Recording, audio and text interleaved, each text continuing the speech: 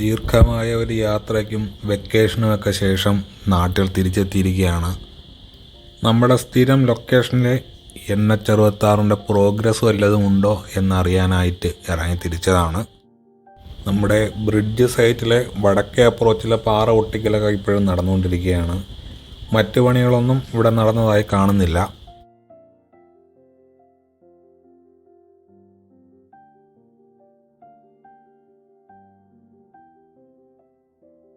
Bridge സൈറ്റിലേക്ക് എത്തുമ്പോൾ നേരത്തെ പുഴയുടെ അതിർത്തിയായിരുന്ന സ്ഥലങ്ങളെല്ലാം ഇപ്പോൾ ബാരിക്കേഡ് വെച്ച് അടച്ചിരിക്കുകയാണ്. നേരത്തെ ഉണ്ടായിരുന്ന താൽക്കാലിക പാലമെല്ലാം മുറിച്ച് പുഴയ്ക്ക് ഒഴുകാനുള്ള സൗകര്യമാക്കി മാറ്റിയിരിക്കുകയാണ്. ഒരു മാസം മുൻപേ ഏത് സ്ഥിതിയിലായിരുന്നോ ആ സ്ഥിതിയിൽ തന്നെയാണ് ഇപ്പോഴും ബ്രിഡ്ജിൻ്റെ സ്ട്രക്ചർ ഉള്ളത്. പുതുതായിട്ട് പണികളൊന്നും നടന്നതായി കാണുന്നില്ല. 2 ദിവസമായിട്ടുള്ള മഴയിൽ നല്ലവണ്ണം വെള്ളം കൂടിയിട്ടുണ്ട് പുഴയിൽ. ഇത് എടുക്കുന്ന ദിവസവും നല്ലവണ്ണം മഴ പെയ്തിട്ടുണ്ട്. അപ്പോൾ ഇവിടുത്തെ പണികളെല്ലാം ഇനി സ്ലോ അടിക്കാനാണ് സാധ്യത. ഇവിടെ ഇനി മുറിച്ച് കിടക്കാൻ പറ്റാത്തതുകൊണ്ട് ചുറ്റിക്കറങ്ങി വേണം പോകാനായിട്ട്. അപ്പോൾ കറങ്ങി അക്കരെ പോയി കൊല്ലം പുഴയിൽ നിന്ന് തിരിച്ച് അക്കരെ വരെയുള്ള കാഴ്ചകളായിട്ട് എടുക്കാം.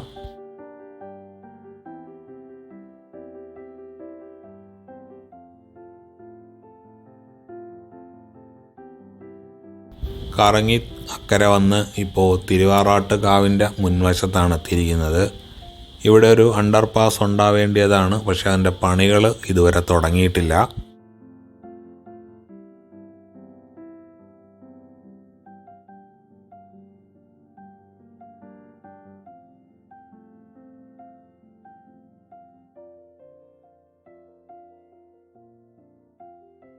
ഇവിടുന്ന് നേരെയാണ് NHൻ്റെ അലൈൻമെൻറ്റ് പോകുന്നത്. പക്ഷേ നിലവിൽ അങ്ങോട്ട് പോകാൻ നിവൃത്തിയില്ലാത്ത കാരണം കറങ്ങി അപ്പുറത്തെ വശത്ത് ചെന്ന് നോക്കാം.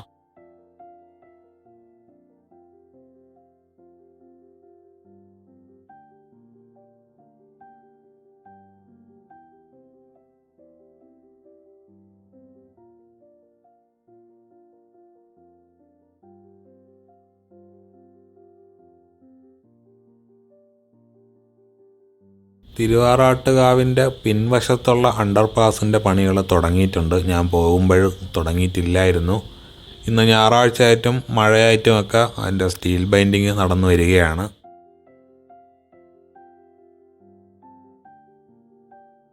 ഇവിടെ സ്റ്റോർ ചെയ്തിരുന്ന മെറ്റലൊക്കെ എടുത്ത് മാറ്റിയിട്ടുണ്ട്. 2 വശത്തെയും സർവീസ് റോഡുകൾ താൽക്കാലികമായിട്ടെങ്കിലും ഗതാഗത യോഗ്യമാക്കി ഇട്ടിട്ടുമുണ്ട്.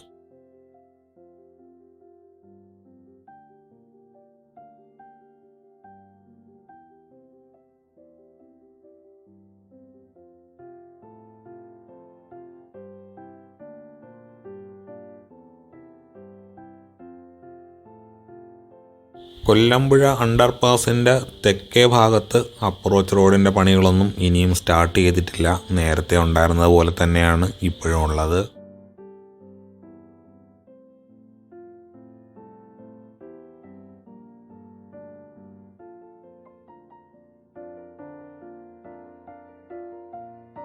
അണ്ടർ പാസിൻ്റെ ഉൾവശത്തും പ്രത്യേകിച്ച് പുതുതായിട്ട് പണികളൊന്നും നടന്നിട്ടില്ല. ഗതാഗത യോഗ്യമാക്കി ഇട്ടാനുള്ള ശ്രമങ്ങളൊന്നും നടന്നതായി കാണുന്നില്ല. അണ്ടർപാസിൻ്റെ വടക്ക് വശത്തുള്ള അപ്രോച്ച് റോഡിൻ്റെ പണികൾ കുറച്ചധികം പുരോഗമിച്ചതായിട്ട് കാണുന്നുണ്ട്. കോൺക്രീറ്റ് വാളൊക്കെ ഓൾമോസ്റ്റ് കംപ്ലീറ്റ് ആയിട്ടുണ്ട്.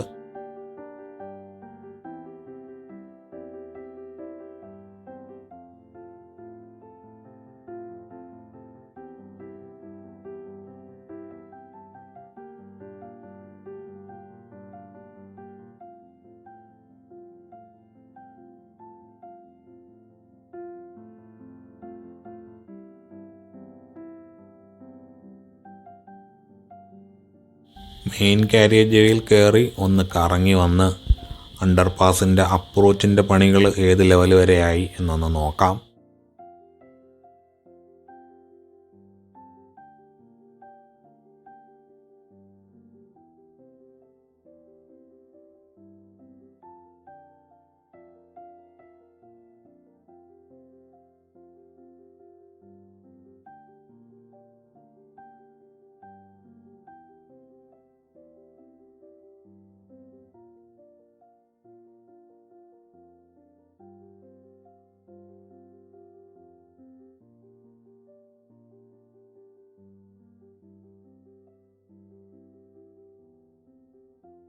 വലതുവശത്തെ കോൺക്രീറ്റ് വാളിൻ്റെയും അതിനോടനുബന്ധിച്ചുള്ള ചെറിയൊരു ഭാഗത്ത് ആറി പാനലിൻ്റെയൊക്കെ പണികൾ നടന്നു വരുന്നതായിട്ട് കാണാം. അതേപോലെ തന്നെ സോയിൽ ഫില്ലിങ്ങും കോമ്പാക്ഷനും ഒക്കെ നടന്നു വന്നിട്ടുണ്ട്.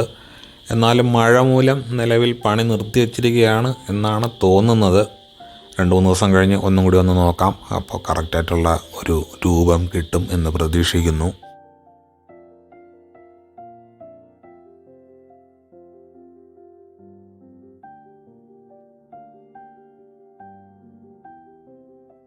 ഇവിടുന്ന് വീണ്ടും ഒരു ടേൺ എടുത്ത് തിരിച്ച് ബ്രിഡ്ജ് സൈറ്റ് വരെയുള്ള കാഴ്ചകൾ ഒന്ന് പോയി നോക്കിയിട്ട് വരാം. ഇടയാവണം അണ്ടർപാസിൻ്റെയൊക്കെ പ്രവർത്തികൾ പുരോഗമിച്ചിട്ടുണ്ടാകും എന്ന പ്രതീക്ഷയിലാണ് ഈ പോകുന്നത്.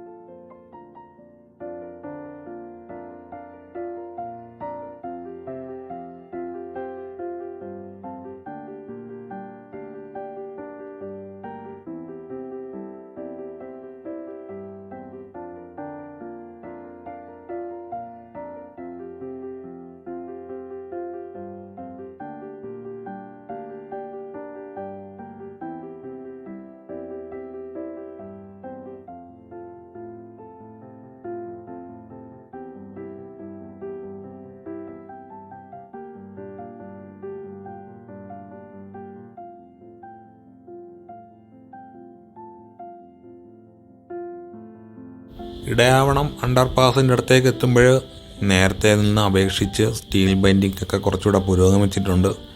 ഫൗണ്ടേഷൻ്റെ വർക്കും ഓൾമോസ്റ്റ് കംപ്ലീറ്റ് ആയതായിട്ട് കാണാം. ഞാൻ മുൻപൊരു വീഡിയോയിൽ മെൻഷൻ ചെയ്തതുപോലെ സർവീസ് റോഡും കൂടി കവർ ചെയ്തിട്ടാണ് ഈ ഒരു അണ്ടർപാസ് ഡിസൈൻ ചെയ്തിരിക്കുന്നതെന്നാണ് ഇപ്പോഴും എനിക്ക് തോന്നുന്നത്. കൃത്യമായിട്ട് അറിയാവുന്നവരാരെങ്കിലും ഉണ്ടെങ്കിൽ കമൻറ്റ് ചെയ്യുക. ഇങ്ങനത്തെ ഒരു ഡിസൈൻ ഞാനും ആദ്യമായിട്ടാണ് കാണുന്നത്.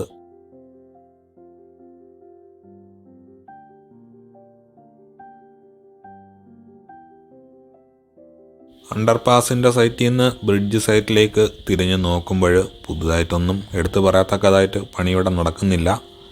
നേരത്തെ ഉണ്ടായിരുന്നതൊക്കെ പോലെ തന്നെ ഉള്ളൂ. അപ്പോൾ 1 മാസം കൊണ്ട് കാര്യമായിട്ട് എടുത്തു പറയത്തക്കതായിട്ടുള്ള പുരോഗതി വളരെ ചെറുതായിട്ടേ കണ്ടിട്ടുള്ളൂ. 1 വർഷം കൊണ്ട് തീരുമോ എന്നുള്ളത് കണ്ടു തന്നെ അറിയണം.